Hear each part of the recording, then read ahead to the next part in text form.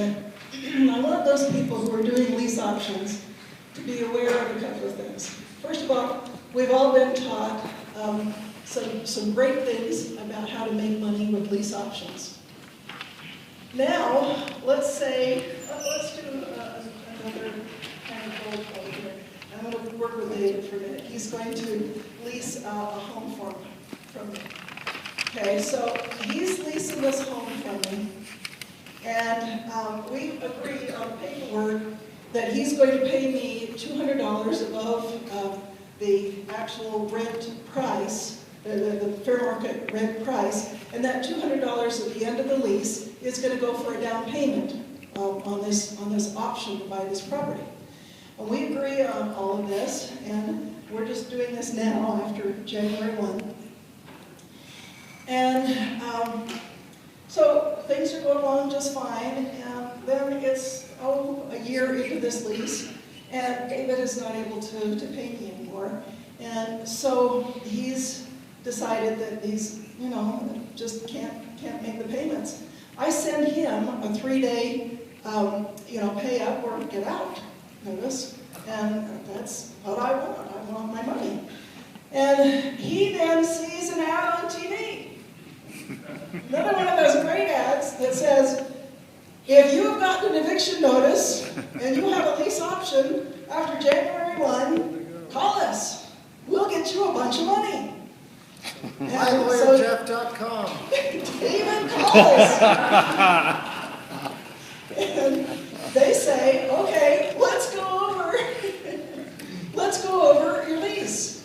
And they ask him some questions. Is any of your rent going towards a down payment? And he says, yeah, $200 of our rent goes to a down payment.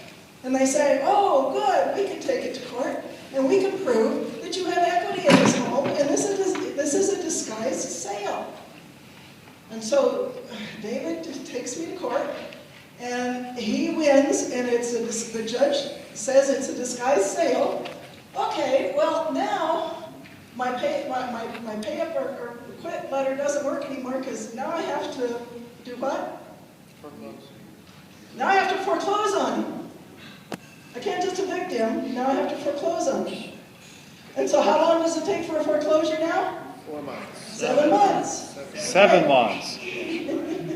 So now I have to foreclose on him. But besides that, now he can take me back to court, and he can then say that I didn't do a very good loan process because I didn't check in and look. I looked at his credit. I looked at his criminal record. I looked at all of those things before I did this lease option, but I didn't look at his debt to income ratio. I had nothing to do with his debt to income ratio. That wasn't important to me. He made 3 times the rent in his income. That's what I use as a rule. And that's the only thing that was important to me. Well, then, because he had a 50% debt to income when we did this, and I didn't follow the Dodd Frank rules, now I'm going to owe him all this back payments. Okay? So I owe David a lot of money here. And he gets to stay in my place for rent-free for 7 months. Okay, so I want you to know that there are going to be a number of people out chasing people who are getting evicted, and a number of people out chasing people who can't make their payments to try and help them through this Consumer Financial Protection Bureau. Yes.